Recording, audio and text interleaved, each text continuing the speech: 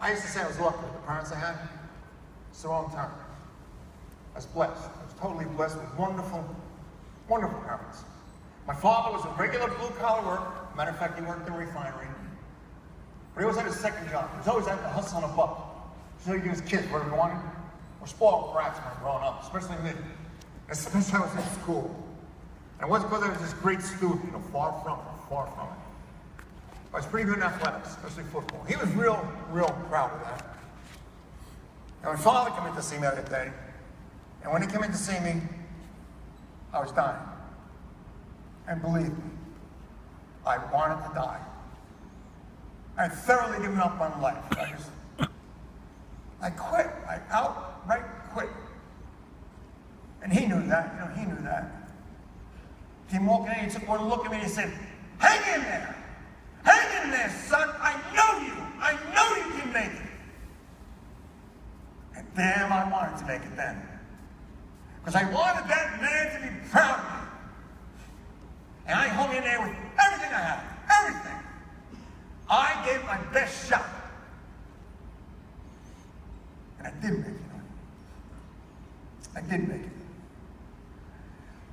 And I didn't get to see my father again for some time after that. And they told me my father could not come in to see me because he had a cold. They were concerned about the germs. And I bought that for the longest time. But actually what happened was my father walked out of the hospital, had a heart attack right in the parking lot. Fell out with a stroke. And he was never the same again. And he died right after that. My marriage went right down the tubes. Right down the tubes. It was my ex-wife's fault. It was me all the way. Now, here's the one I'm having a hard time with. Had a hard time with this last year. My daughters, I had two beautiful daughters, Dana and Jennifer. Two kids that are as opposite as day and night. I don't have two kids can be sisters and be so different. They were definitely sisters. One was as outgoing can be. That's Jennifer, my younger one. My older one, Dana, was as quiet and sensitive as can be. When I first started doing these presentations, maybe you guys could put up the picture. It's on that mic monitor. That's my daughter, Jennifer. I've been looking at that all the time I was up on the stage. My daughter, Jennifer, died. I guess it's a little more than a year ago, October. And a lot of it had to do with the sax accident. A lot of it. My other daughter, Dana, a quiet, sensitive one, she went from a student, a straight A student, to failing in every single subject, to an attempt at suicide. Everything I had, I lost. In one split second. One second it was there, the next it was gone. Just like that. So what's the reason I'm coming here to tell you all this? What was the purpose for this? The reason is that you can't afford an accident like this. Your families can't afford an accident like this. I get so concerned when I come to a facility, any facility, people are going to sit there and say, well, thank God it'll never happen to me. I don't work in that job. I don't work with those chemicals. I don't work with that plant.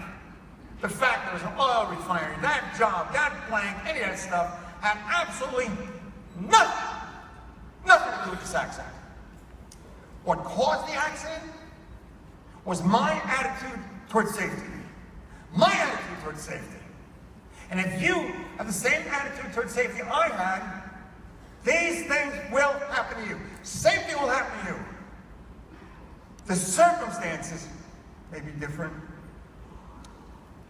But believe me, the feelings are exactly the same. And the feelings of your loved ones are exactly the same. I am no different than you are. No different. You know, there's so many things that could have been done that day to prevent this accident. So many things. If I'd shut the truck off, might not have happened. If I had my safety glasses on, I probably would have been able to see well enough to get out of there in time. If you followed the procedures, definitely wouldn't have happened. Yeah, you can say if management had changed out the blanks, it wouldn't have happened. But they had developed a procedure you could follow to safely do this job. And it was my responsibility to follow those procedures. My responsibility. You know, so many people think it's the responsibility of management, or their safety department, or safety committees to keep them safe. Imagine that. Expect other people to keep them safe. It's our responsibility. Our responsibility. We've got to start accepting responsibility for our own safety and stop looking for other people to keep us safe. And we've got to start caring about one another out there and taking care of one another.